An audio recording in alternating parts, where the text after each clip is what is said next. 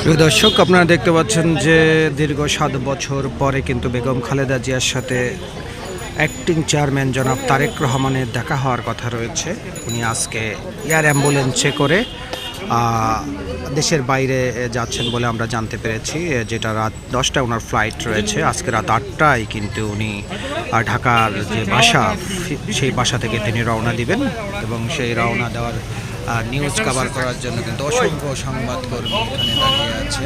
আপনারা দেখতে পাচ্ছেন যে প্রচুর সংবাদকর্মী এখানে রয়েছেন এবং একটা জিনিস একটু লক্ষণীয়ভাবে বলে নিই যে বিএনপি চেয়ারপারসন বেগম খালেদা জিয়া শারীরিকভাবে কিন্তু যথেষ্ট অসুস্থ এবং সেই অসুস্থতার কারণে দীর্ঘদিন তিনি বিদেশে চিকিৎসা নেওয়ার জন্য চেষ্টা করেছেন, কিন্তু সাবেক ফ্যাসিস্ট হাসিনা সরকারের আমলে কিন্তু তাকে কোনোভাবেই কিন্তু তাকে বিদেশে চিকিৎসা নেওয়ার সুযোগ দেওয়া হয়নি এবং তাকে বিভিন্ন মামলায় আটকে দেওয়া হয়েছিল।